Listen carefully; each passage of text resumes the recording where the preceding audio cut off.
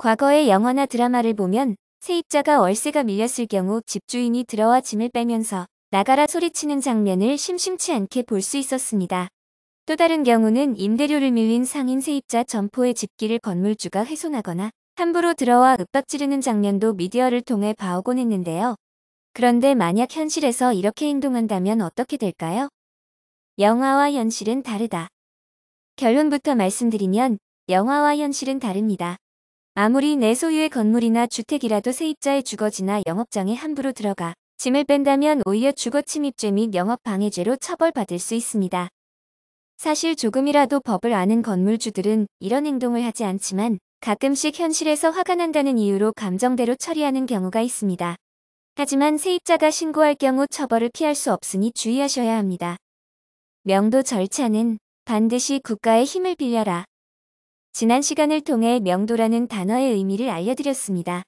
즉, 세입자에게 빌려준 주택이나 건물 혹은 점포를 다시 돌려받는 것을 뜻합니다. 하지만 세입자가 명도를 하지 않고 버틴다면 내 소유의 부동산이라도 함부로 행동했다간 낭패를 볼 수 있습니다. 그래서 명도 소송이 필요한 것입니다. 명도 소송과 강제 집행순으로 절차를 밟자. 명도 소송은 말 그대로 건물주 혹은 집주인이 세입자에게 임대해준 부동산을 돌려받기 위한 기본적인 절차입니다. 물론 정상적이라면 소송을 하지 않아도 되지만 임대료를 3기분 이상 주지 않았거나 계약기간이 만료되었음에도 부동산을 인도하지 않고 버틴다면 명도 소송을 해야 합니다. 또 이런 경우도 있습니다. 명도 소송으로 승소 판결문까지 받았는데도 세입자가 끝까지 버틸 수 있다는 겁니다. 이 경우에도 집주인이나 건물주는 세입자의 짐을 함부로 뺄 수 없습니다.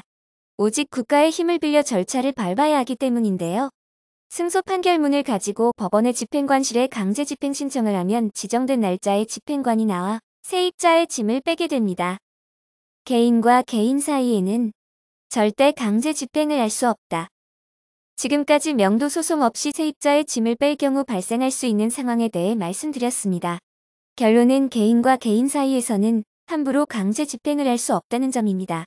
이를 무시한다면 오히려 처벌 대상이 될 수 있다는 사실을 잊지 마시기 바랍니다. 만약 세입자가 약속을 지키지 않고 끝까지 버티고 계신 분들이라면 저희 법도 명도 소송센터를 검색하셔서 홈페이지 내의 온라인 무료 상담을 이용해 보시기 바랍니다.